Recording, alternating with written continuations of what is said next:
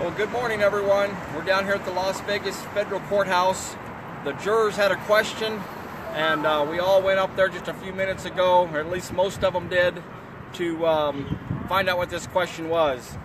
We still don't have a full conclusion of understanding, I guess, totally, but we are trying to figure this out. And one thing we do know is that it does not look like we're going to get a verdict at all this week. So we're not looking to get a verdict, it looks like right now, until possibly next week. The jurors are thinking about going home today at 1 o'clock. We'll know here shortly if they're going to go home and reconvene here to start deliberating again on Monday morning, is what we're being told.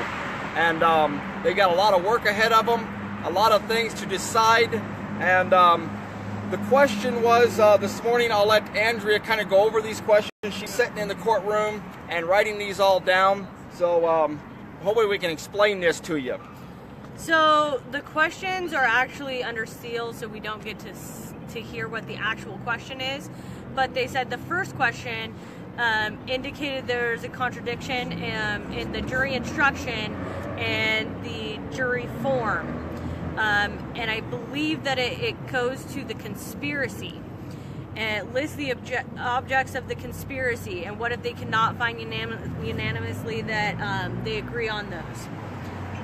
The judge then tells us that she thinks that its wording is the confusion, because the conspiracy has to be an agreement between 2 or more persons. But those 2 or more persons do not have to be any of the 6 defendants inside. So upstairs, they have to find that there is a conspiracy first, because if they find that there is not a conspiracy, if they cannot unanimously agree, and I believe the first count of conspiracy has 6 different elements, and the second only has 2, and if they cannot find unanimously that they agree on any of those counts, then there is no conspiracy, and therefore nobody can be guilty of anything. So first they have to find that there is a conspiracy, and I think she was saying that their confusion is the conspiracy can be with people who are not in the courtroom. Now this is huge because they're pretty much putting people on trial that are not upstairs to defend themselves. Did you want to speak on that for a minute? Yeah, so we've got guys that are sitting in jail for the last 414 days today that haven't even been in trial here, that are on trial by the jurors. They are saying that you can find that there's a conspiracy on what little evidence we give you, what little exhibits we gave you on other people that were there in the wash, were there that day on the 12th of April 3 years ago. So if you can find that these other people committed a conspiracy, that can apply to these 6 defendants up here. So first, you have to find that there's a conspiracy. And if you can find there's a conspiracy outside of these 6 guys, you can implement these 6 guys in that conspiracy. And that's a big task for the jurors to do.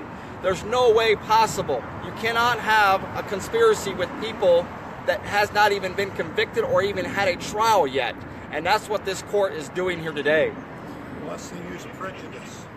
Their jury instructions are 15 pages long, and their verdict form is 11 pages. So they're sitting up there with 26 pages trying to decipher everything, and they're finding that there's contradiction in all of this, and that's where they're having their issues. It looks to be confusing, and I don't see how they can find a conspiracy when the people who supposedly conspired together never testified. They didn't have that evidence against them in the courtroom.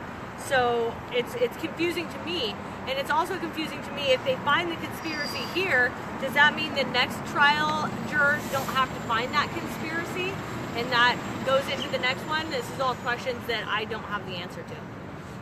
So we're left sort of confused, probably more confused or just as confused as the jurors up here.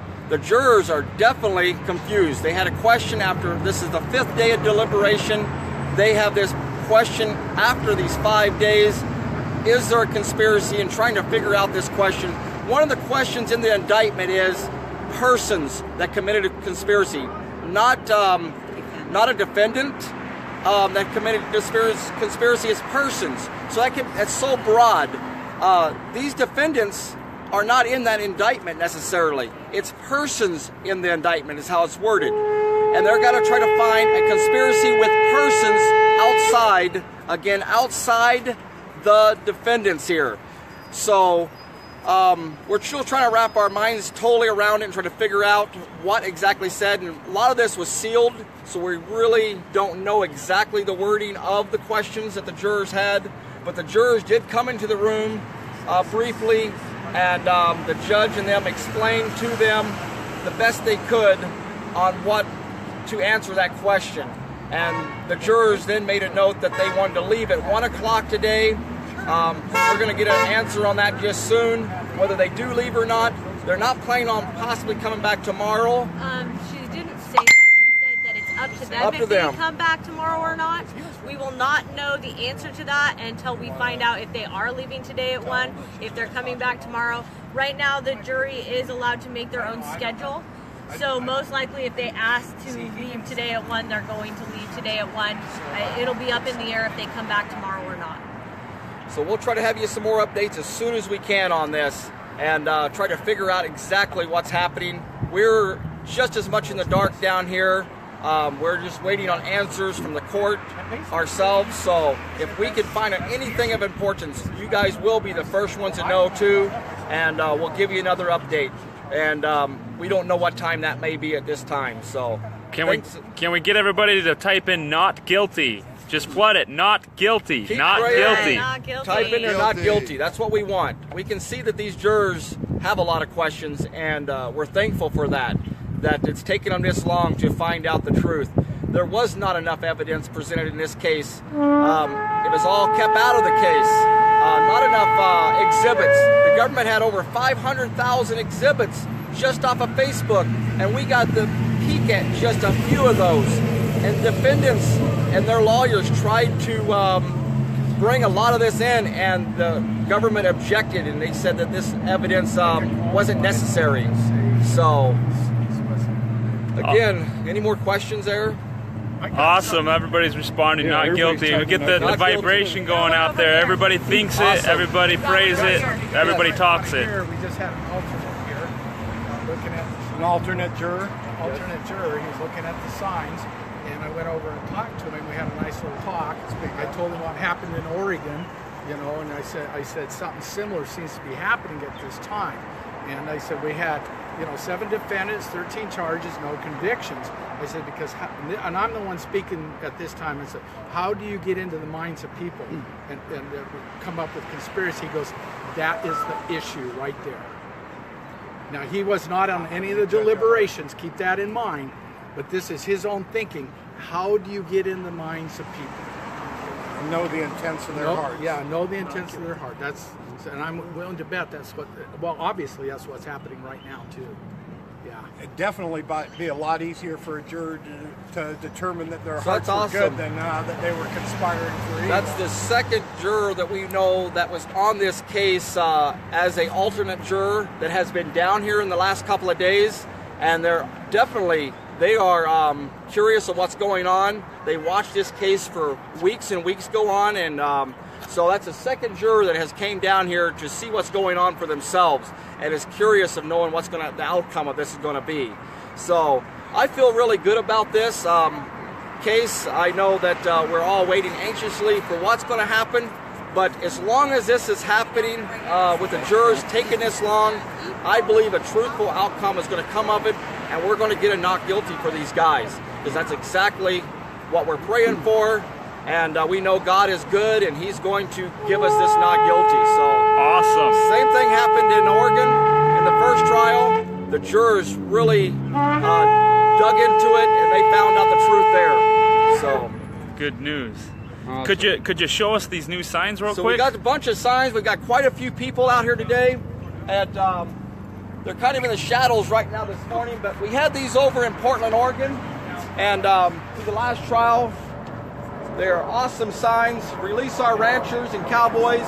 Look at that heart, guys. Send some hearts. No BLM, no EPA. We've got another one here, whatever it takes over here. Sign.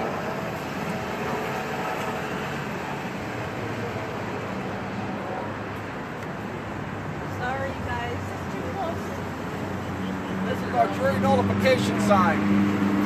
We hung these signs up yesterday, not knowing if they was going to allow us to attach them to the trees. And after a couple of hours of Homeland Security coming through and looking at them, they finally sent a Homeland Security rig through, and the Homeland Security people stopped in the road and they talked to several of us and told us that they were going to allow it, that the landlord of this property, that the only thing they were concerned about is that that we didn't attach any nails into the trees. So we assured them that we were not going to nail them up or fasten them that way, that we were not damaging the trees. So they gave us leadway there, and they're allowing us to do it without trying to make us take it down. We had somewhere close to 40 plus people yesterday. Down here today, there's probably close to 30 of us. So we've got a good crowd out here again today. We may not be in court tomorrow. We don't know yet. We're just hoping to, I'm hoping the jurors do stay tomorrow myself, because I think we could get an answer this week if they could actually deliberate one more day with the questions they had today. But we do not know at this time. Hopefully about 1 o'clock we'll know if they're going to stay, go home, come back tomorrow, or be back Monday. But this is a shirt I actually wore in Portland, Oregon for the first not guilty trial. Ammon Bundy was always wearing a shirt similar to this, jail scrubs, and I got political prisoner on the back. And I wore this day after day down there during the first trial. So see that hat too. And the hat here. This hat right here, people. And one other thing you can Google. Eric Parker. Google. He's our hero. Bunkerville, Nevada. Just Google that on your phone. Eric Parker and him being on that bridge, it's kind of amazing. That's when you Google Bunkerville, Nevada, that comes up on Google. Eric Parker's picture does. And it doesn't matter where you're at, it comes up on the Google search engine. So that's pretty interesting. Google that after a while, anybody who can, and just take a look at that and read that article that's under the Google search engine there. I guess that's all we have for you, unless there's any more questions today. We will sign off for now. But as soon as we get the first bit of news down here, we'll be back on here and let you know what's going on. Thanks a lot, everyone. Perfect. Jury nullification, people. Let that sit in your mind throughout the weekend. It's an awesome sign. No, I found the phone before. All right, peace.